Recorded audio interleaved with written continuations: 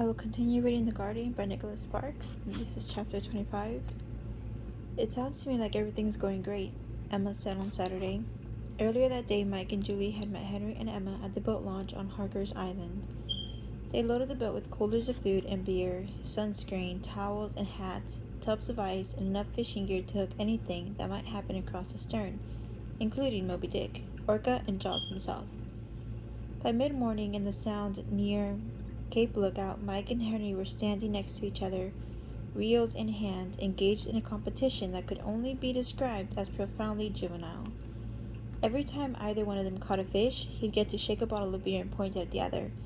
One of the tubs was already filled with enough mackerel and flounder to feed a waddling army of starving seals, and both men had removed their beer-soaked shirts and hung them on the rail to dry. Julie and Emma were sitting in small lawn chairs near the cabin, acting a little more grown up. The sun beat down on them steadily. Because it wasn't yet summer, the humidity was bearable, though their cans of beer were coated in condensation. "It is," Julie agreed. "Better than great, actually. This last week makes me wonder what I was so afraid of all this time." The way she said it made Emma pause. But what? "There's something bothering you, isn't there?" "Is it that obvious?" "No, but it doesn't need to be obvious. I've known you long enough to recognize the signs." "So what is it? Something to do with Mike?" "No, not at all." "Do you love him?" "Yeah, I do."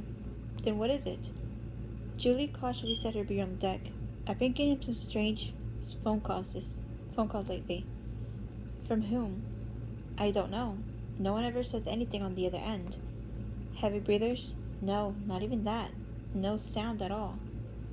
"And you don't know who they're from?" "No. When I dialed star 69, the recording said it was a private number. So I called the phone company. All they tell me is that the calls are coming from a cellular phone, but the number isn't registered, so they can't trace it." "How is that possible?" "I have no idea. They explained it, but I wasn't really listening. After they said they couldn't help me, I sort of tuned out." "Do you have an idea who they might be from?" Julie turned and watched Mike cast his line again. "I think it might be Richard. I can't prove it, but it's just a feeling I get." "Why?" "The timing, I guess. I can't think of anyone else it could be. I haven't met anyone new besides him, and I don't know. I just think he's the one. The way he acted when I told him it was over. The way he keeps popping into my life." "What do you mean?" "It's just little things. I bumped into him in the grocery store, then he came into the salon for another haircut. And whenever we do see each other, it's like he's trying to find out how he can have another chance with me." Emma looked at her. "What does Mike think?" "I don't know. I haven't told him yet." "Why not?" Julie shrugged. "What's he going to do? Go after the guy? Like I said, I don't even know for sure that Richard's the one who's calling." "Well, how many calls have there been?" Julie closed her eyes for a moment. On Wednesday, there were 20 messages on the machine. Emma sat up. "Oh my God, have you told the police about this?" "No," Julie said. "It wasn't until then that I even admitted what was happening. I guess I was just hoping that it was a mistake of some kind, like some sort of computer malfunction with the phone company. I was just hoping it would stop. And maybe it has. The phone hasn't rung at all the last 2 days." Emma reached for Julie's hand. "People like that don't stop. You read about this kind of stuff in the papers all the time.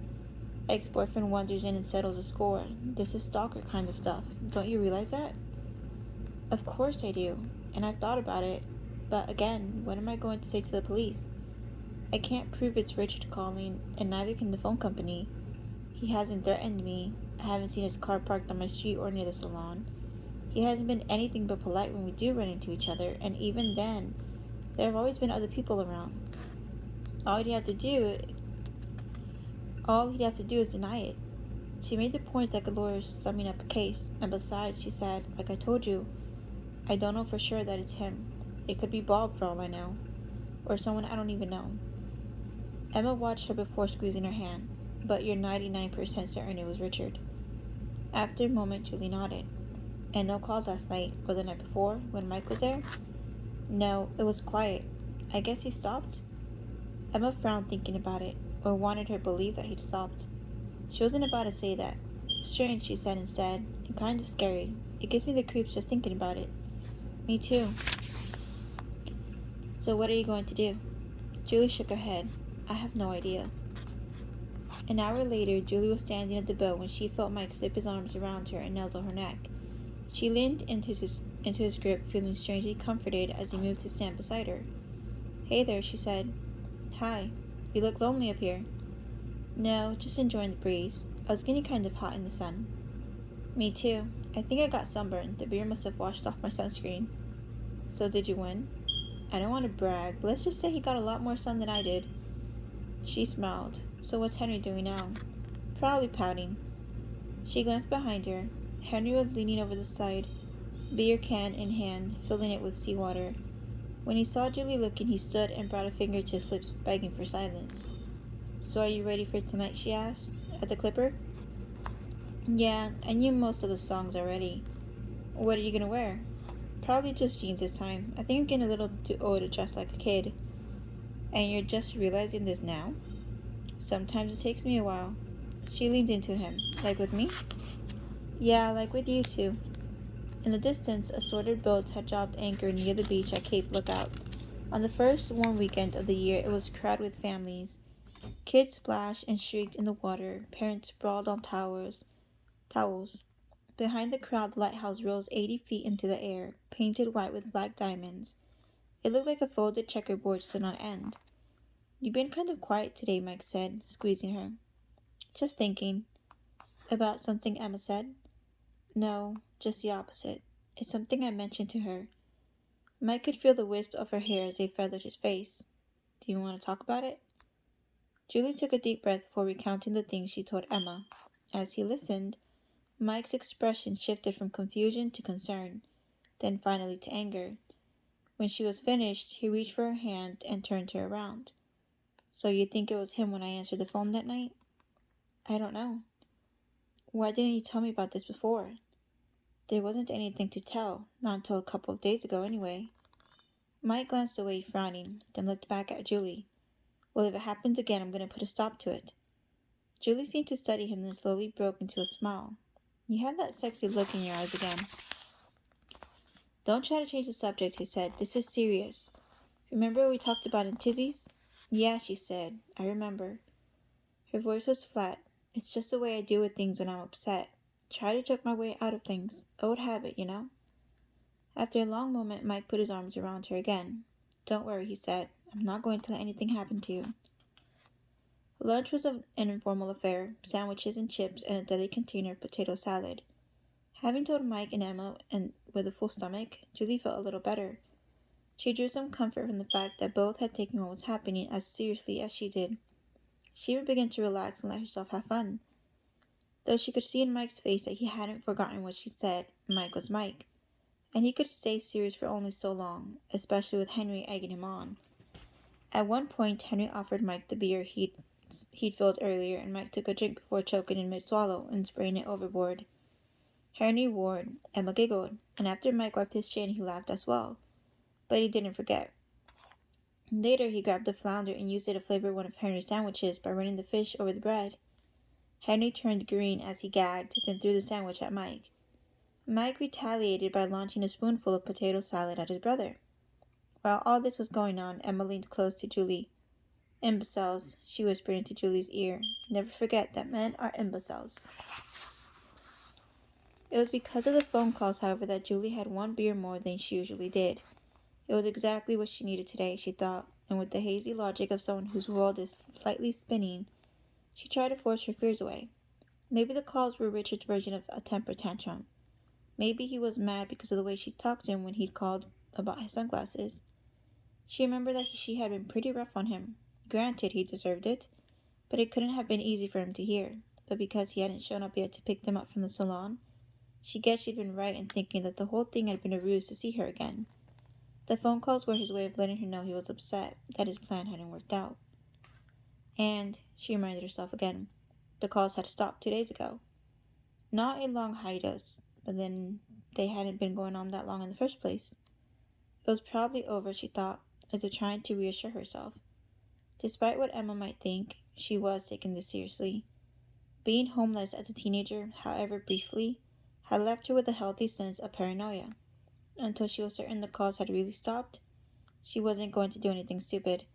No late evening walks alone. She'd keep the doors locked. She'd keep Singer in the bedroom with her on those nights that Mike wasn't there. She'd be careful. Julie crossed her arms and listened to the water as it rushed beneath the boat. No, it wouldn't get any worse, she told herself.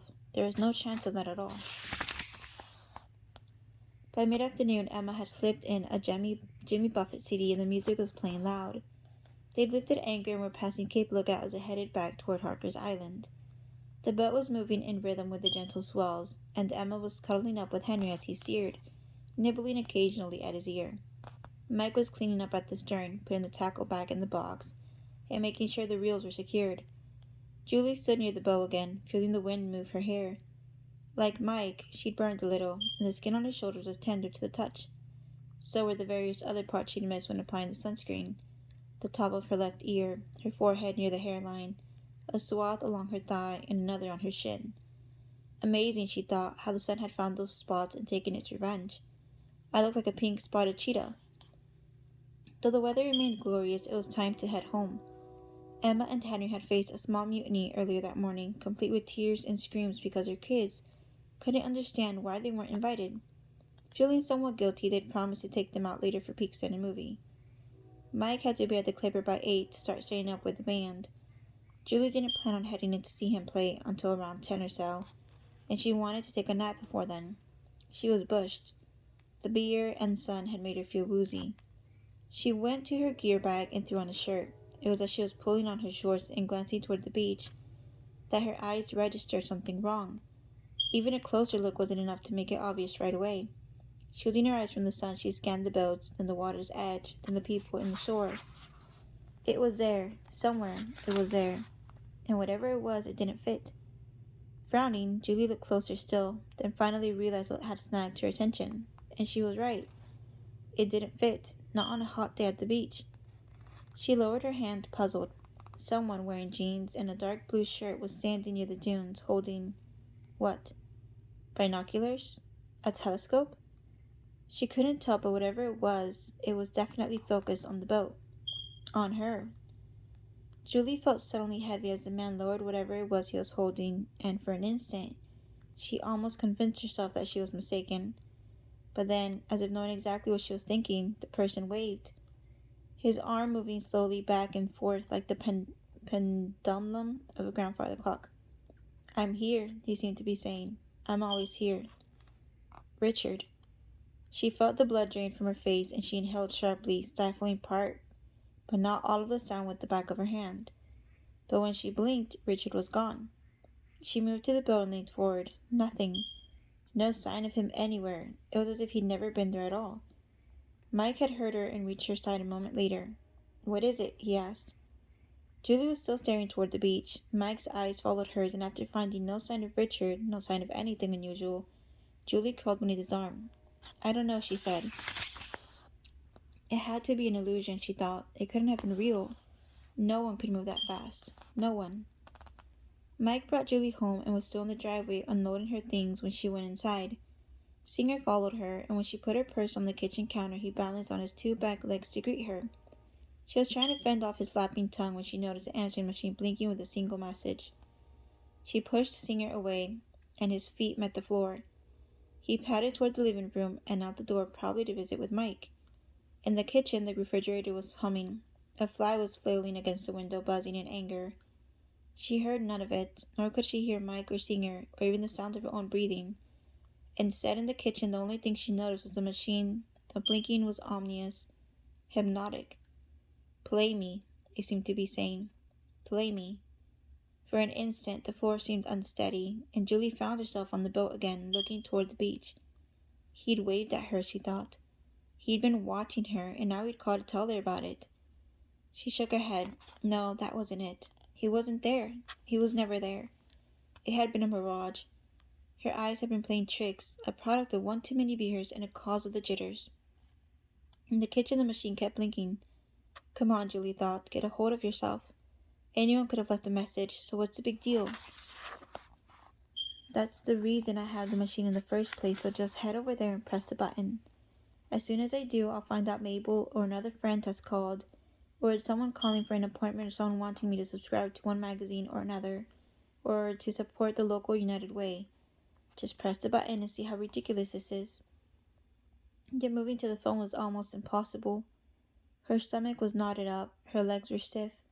She reached the machine and brought her hand up, then hesitated, her finger resting on the button. Play me. She closed her eyes, thinking, I can do this. Breathing hard, she couldn't deny that as brave and logical as she tried to be, as much as she tried to convince herself that she was blowing this out of proportion, fear was getting the best of her. Please, she thought, let there be no messages. Filled with nothing, let me hear a voice, any voice but his. With a trembling hand, she pressed the button. At first there was nothing but silence, and she found herself holding her breath. Then faintly came the sound of someone whispering, a whisper impossible to identify, and she leaned closer to the machine to make out the voice.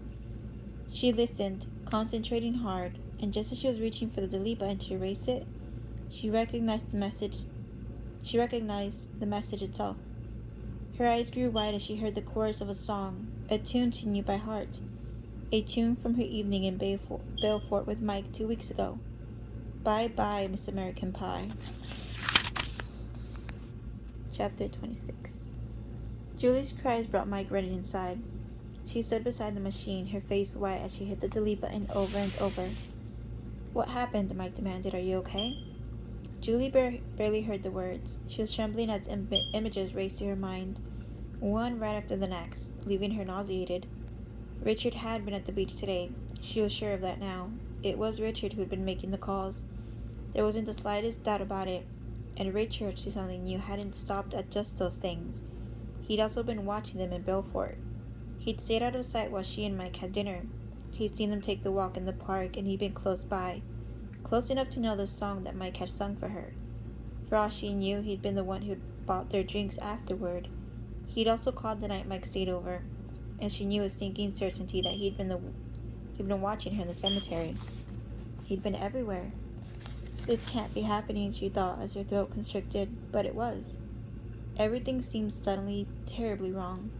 The kitchen was too bright, the curtains were open, the windows looked over the wooded lots where anyone could hide, where he could hide.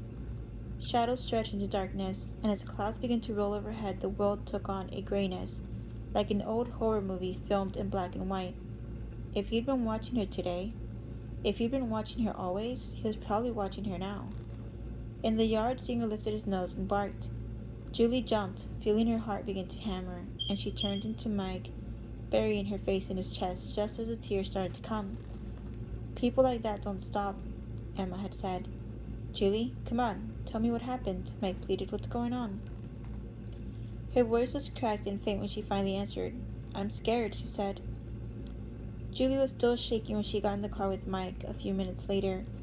A nap was out of the question now. Of course, there wasn't a chance she was going to sleep, and there wasn't the remotest possibility that she was going to stay at her house alone while Mike went to the Clipper. Mike had offered to back out of the show, but she didn't want him to, sure that they would just sit around home, rehashing the fear all night long. No need to relive the suffocating terror. No, what she needed was an escape. A night on the town, some loud music, and a few more beers, and she'd be good as new. Back to the same old me, she thought. As if that's going to be possible, the little voice inside her said skeptically. Julie frowned. Okay, so it probably wasn't going to work, but obsessing about it certainly wouldn't work. She was not going to stay home, and she was not going to think about it, she told herself, other than to figure out just what she was going to do from here on. She'd always believed that people come in two varieties, those who look at the windshield and those who stare in the rearview mirror. She'd always been the windshield type. Gotta focus on the future, not the past, because that's the only part that's still up for grabs. Mom throws me out, gotta get some food and find a place to sleep. Husband dies, gotta keep working or I'll end up going crazy. Got some guy stalking me, gotta figure out a way to stop it. In the car with Mike, she steeled herself. Julie Barron said she thought, a take-charge kind of gal. The puffing up worked for a moment before her shoulders sagged. Yeah, right, she thought. It wasn't going to be that easy this time, because this little scenario wasn't finished yet. And the future's kind of hard to concentrate on when the past isn't quite done. Right now she was stuck in the present, and it wasn't a good feeling at all. Despite the brave act she was putting on, she was scared. Even more scared than when she'd been living on the streets. There she'd been able to find a way to stay invisible, survival by hiding, she'd called it, which was pretty much the opposite of what was happening with Richard. The problem now was that she was too visible and she couldn't do a thing about it. When Mike parked on the street in front of his place, she found herself looking over his shoulder and straining to hear anything out of the ordinary. The darkened spaces between the houses didn't do much for her nerves, nor did the rustling, which turned out to be a stray cat poking through the garbage. And the questions that plagued her, oh, those were doozies for the nerves, weren't they? What did he want? What was he going to do next? For a moment she imagined herself lying in bed at night with the room black, and when her eyes adjusted to the darkness, realizing he was there in the room with her, he'd be standing beside the bed, his eyes the only thing visible through the mask, something in his hand as he approached her. Julie shook that last image from her mind. Let's not get carried away. That's not going to happen. She was not going to let that happen. Mike wasn't going to let that happen. No way, not a chance. But what to do? She wished she hadn't deleted the messages. In fact, she wished she hadn't deleted any of the messages, since they were the only proof she had that something was actually happening. The police might have been able to do something with them. But they could do something anyway, couldn't they? Julie thought about that, coming to the same conclusion she'd shared with Emma. Oh, she could try, of course, but even with the new stalking laws, without proof there was nothing the police could do. She'd end up sitting across from some pudgy, overworked officer who would tap his pencil against a pad, waiting for her to provide concrete evidence. What did he say on the first messages? Nothing. Has he ever threatened you? No. Have you ever seen him following you? No, except at the beach. But you couldn't be sure it was him. He was too far away. If the person was whispering on the last message, how do you know it was Richard? I can't prove it, but I know it was him. Long pause. Was there anything else? No, except that I've got a major case of the wheelies, and I like to be able to take a shower without imagining Norman Bates on the other side of the curtain. Another tap of the pencil. Even to her it sounded far-fetched. Thinking it was him didn't make it him. But it was Richard, she was absolutely sure of it. Wasn't she? At the Clipper, Julie took a seat at the bar, alongside a few other men who'd come earlier to watch a baseball game. Julie ordered a beer and was nursing it slowly as 8 o'clock came and went. The television was turned off and the people at the bar laughed. After the band had checked the amplifiers and tuned their instruments, they went backstage to relax. Mike joined Julie. They made a point of not talking about what had happened, which, well, she thought a lot like talking about it, and it got right down to it. But Julie could see the anger in Mike's eyes when he finally told her that he was needed on stage. I'll be watching, he said. By that point, a few people had wandered up to the bar. Others had seated themselves at tables, and still others congregated in small groups. By 9:30, when the music started, even more people had arrived, and there was a steady stream coming in the door. People were crowding the bar to order drinks, but Julie ignored them, thankful that the noise and atmosphere were at least partially drowning out the endless questions. Still, she turned reflexively toward the door whenever it opened, afraid of seeing Richard. Dozens of people entered, but Richard didn't. The hours passed in steady rhythm, first 10, then 11, then midnight. For the first time since that afternoon, Julie felt herself regaining a bit of control. And like Mike, with that feeling came anger. More than anything, she wanted to give Richard a verbal lashing in public, the kind of high-volume tirade that included pointed forefingers being poked into his chest. Just who do you think you are? She imagined herself screaming at him. Do you honestly think I'm going to put up with this crap for another minute? Poke. I put up with too much in my life. I survived too much in my life to let you get the better of me. I will not, repeat, will not let you ruin my life. Poke, poke. Do you think I'm some patsy? Poke. Some wimpy little thing who's going to sit on the couch and tremble just waiting for you to make the next move? Hell no. Poke, poke. It's time to get on with your life, Mr. Richard Franklin. The best man won, and so sorry, pal, but you weren't him. As a matter of fact, you'll never be him. Poke, poke, poke. Followed by cheering as dozens of women spontaneously jumped up applauding. While she was envisioning her revenge, a group of young men wedged in next to her, ordering drinks for themselves, and others in the group who couldn't get close enough. Their order took a few minutes, and when they left, she glanced off to the side. Halfway down the bar, she saw a familiar figure leaning toward the bartender to order a drink. Richard. His image was like a blow to the solar plexus, and all those devastating comebacks were forgotten. He was here. He'd followed her. Again. Mike had seen Richard come in a minute earlier and wanted to jump off the stage to head him off, but he forced himself to keep playing. Richard had seen Mike as well. He nodded to him with a smirk before making his way to the middle of the bar, pretending not to notice that Julie was there. You can shove that nog where the half moons meets, Mike thought, feeling the adrenaline kick in again. One wrong move and this guitar will be rammed up there as well. Julie could see him. She could feel him. The sensation like heavy breaths inside a crowded elevator. He did nothing. He neither looked her way nor made any move toward her. Instead, he stood with his back to the bar, scanning the crowd with a drink in hand, looking just like any of the other men in the place, as if he honestly believed she'd think this whole thing were a coincidence. Screw you, Julie thought. You can't scare me. The band started another song and she glanced toward Mike. His face was tight, his eyes flashing a warning. He mouthed the words, "I'm almost done," and she nodded, suddenly in dire need of a drink. A real drink, something served straight up and swallowed in a single motion. In the dim light, Richard's profile was shadowed, one leg crossed over the other, and for an instant, she thought she saw his mouth form in a amused smile, as if he knew she was watching him. Her mouth, she realized, had gone dry. Who am I kidding? She suddenly thought. He scares the hell out of me. But it was time to end this. Without knowing what she found the guts to do what came next, Julie rose and started toward him. Richard turned when she was close, his expression opening up as if he were pleasantly surprised to see her. "Julie," he said, "I didn't know you'd be here. How are you?" "What are you doing here, Richard?" He shrugged. "Just having a couple of drinks." "Cut it out, will you?" She said it loud enough for others nearby to turn. "Excuse me," he asked. "You know exactly what I'm talking about." "No, I don't. You followed me here." "What?" By now, even more people had turned to watch, and Julie felt the words she'd rehearsed coming back to her. From the stage, Mike was watching with frantic intensity, and the moment the song ended, he started toward them, letting his guitar fall to the stage. "You think you can just follow me around and I'm just going to take it?" Julie demanded, her voice rising. Richard held up his hands. "Julie, hold on. I don't know what you're talking about. You picked the wrong girl to try to scare, and if you keep this up, I'll call the police and get a restraining order. I'll have you locked up. You think you can call my house and leave messages like you did?" "I didn't leave any messages." Julie was screaming now, and people were looking from her to Richard and back again, as the words sparked between them. By now, a half circle had formed around them, and they'd moved a step back, as if expecting fists to fly. Julie, meanwhile, was on a roll, living the fantasy she realized was even better than imagining it. "That's right, you go, girl." "And get away with it? Did you think I wouldn't notice you watching me today?" Richard took a step backward. "This is the first time I've seen you. I was at the site all day."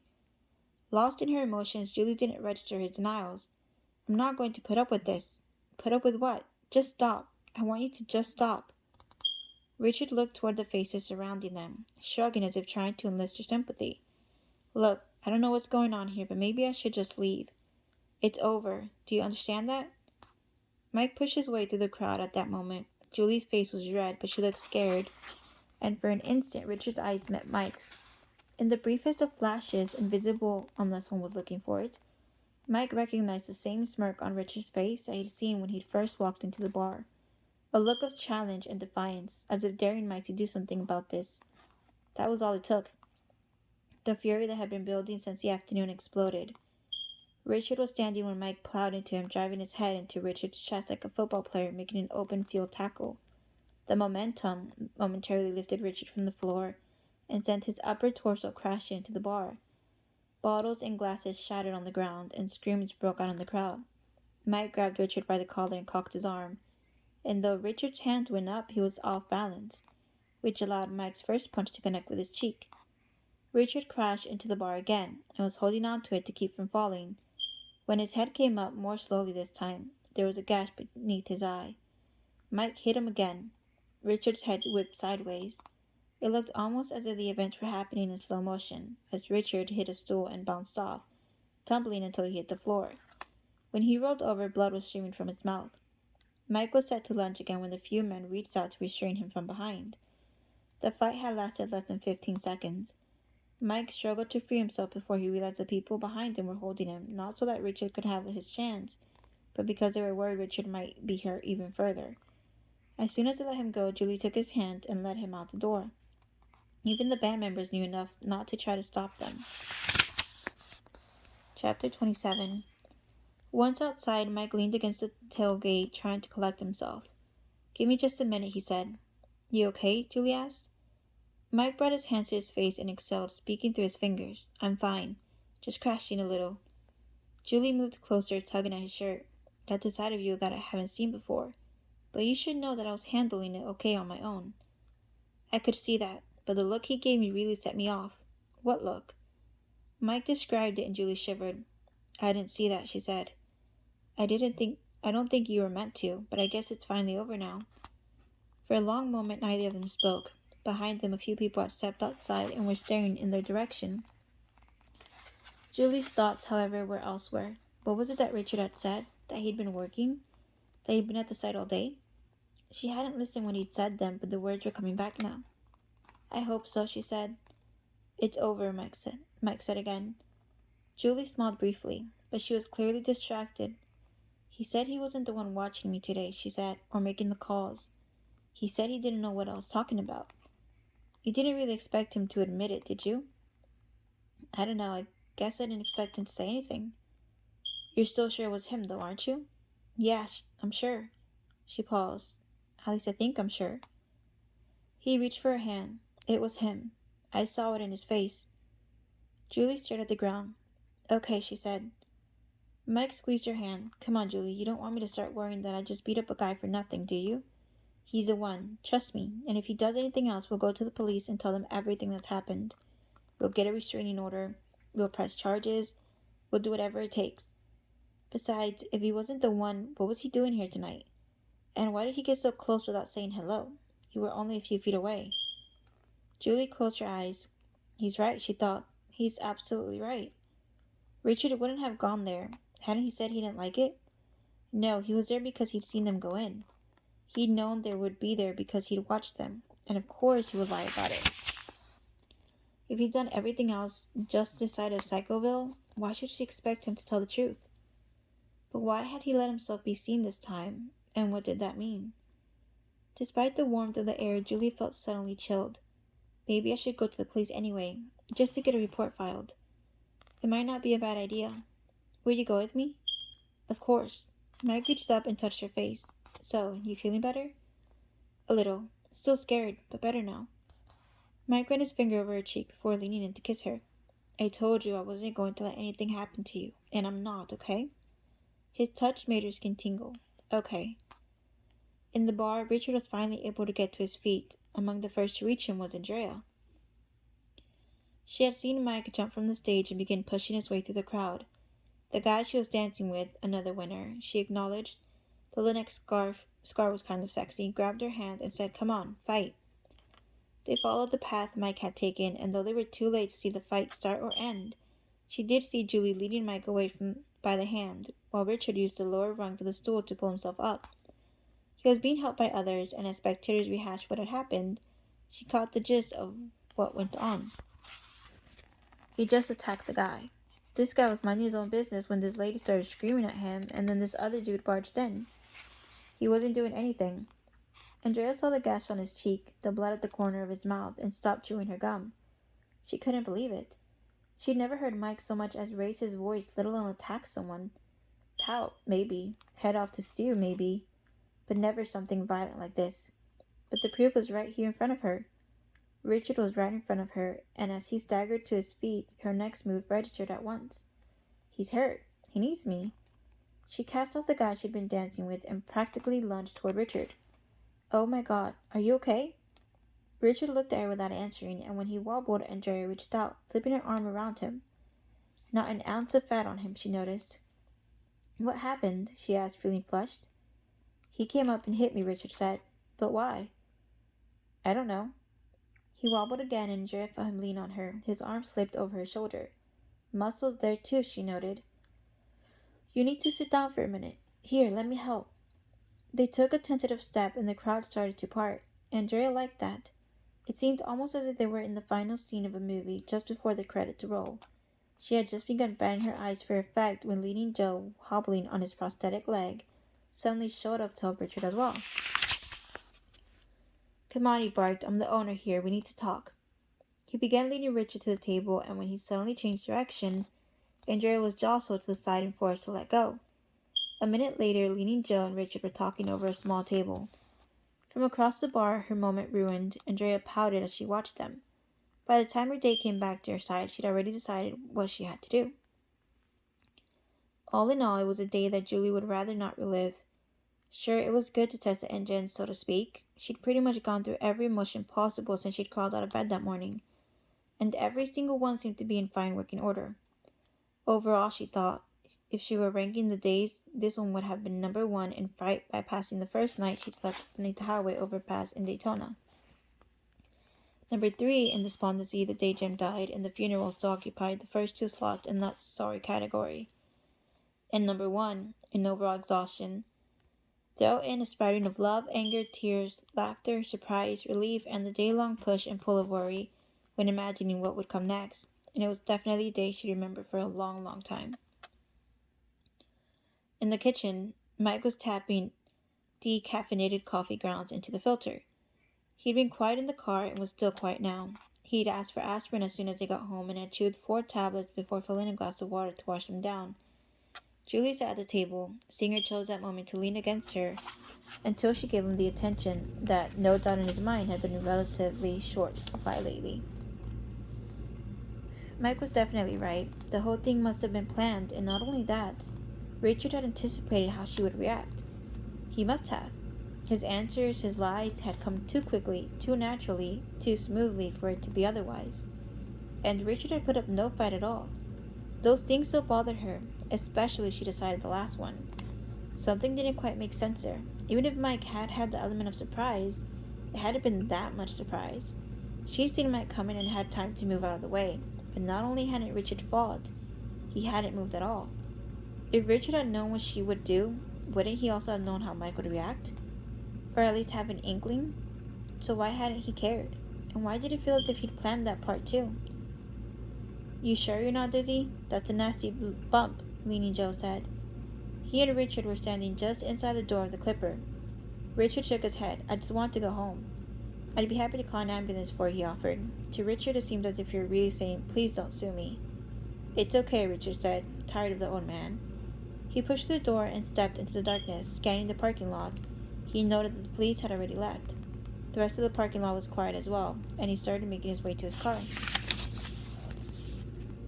As he approached, he realized someone was leaning against it. Hi, Richard, she said. Richard hesitated before answering. Hello, Andrea. Andrea raised her chin slightly and met his eyes. You feeling any better? Richard shrugged. After a moment, Andrea cleared her throat. I know this might sound odd considering what happened tonight. Would you mind giving me a lift home? Richard glanced around. Again, he saw no one. What about your date? She nodded toward the Clipper. He's still inside. I told him I was going to the bathroom. Richard raised an eyebrow, saying nothing. In the silence, Andrea took a step toward him. When she was close, she slowly raised her hand and touched the bruise on his cheek, her eyes never leaving his. Please, she whispered. How about we go someplace else instead? She tilted her head as if wondering what he meant. He smiled. Trust me. In Julie's kitchen, the coffee maker was gurgling as Mike sat at the table. What are you thinking? He asked. That everything that happened tonight seems wrong somehow, she thought. Knowing that Mike would do his best to convince her she'd misinterpreted it, however, she kept her answer vague. Just going through it all again. It keeps replaying in my mind, you know? Yeah, for me too. The coffee maker beeped and Mike got up from the table and poured 2 cups. Singer's ears lifted and Julie watched as he made his way to the living room. In their haste to leave earlier, she hadn't drawn the shades and she knew a car was coming down the street. There wasn't that much traffic at this time of night, and she watched to see if she recognized one of the neighbors coming home after an evening on the town. Singer went toward the window as the light began to intensify, but instead of watching the sky fade to black again as the car whizzed by, she saw the beams from the headlights solidify. Moths and insects drawn toward the glow made the beams look as if they were composed of swirling fingers. Singer barked and began growling. The glow of headlights remained steady. The car, she could tell, was idling in the road, and she sat up in the chair. She heard the engine rev, and suddenly the light switched off. A car door slammed. He was here, Julie thought. Richard had come to the house. Mike looked toward the window. Singer's growls grew louder, and the hair on the back of his neck stood up. Mike put a hand on Julie's shoulder and took a tentative step toward the door. Singer was barking and growling steadily now as Mike moved forward. Singer went wild then, and in the fury came something unexpected. The sound was at once normal and startling, and Mike paused, as if trying to decide what he'd heard was real. Then it came again. Someone, they realized, was knocking on the door. Mike turned toward Julie as if asking, "Huh?" He peeked out the window, and Julie saw his shoulders drop when he glanced at her again. There was a look of relief on his face. He patted Singer's back and said, "Shh, it's okay."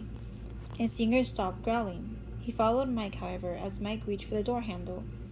A moment later, Julie saw 2 police officers standing on the porch. Officer Jennifer Romanello was new in town, new on the job, and looking forward to the day she'd have her own squad car, if only to get away from the guy she was working with. After doing the majority of her police training in Jacksonville, she'd moved to Swansboro less than a month earlier. She'd been riding with Pete Gandy for 2 weeks now and had 4 weeks to go. All rookies had to work with an experienced officer during the first 6 weeks on the job to complete the training, and if she heard him mention the ropes again, she thought she'd strangle him. Pete Gandy turned the key, shutting off the ignition, and glanced over at her. "Let me handle this," he said. "You're still learning the ropes."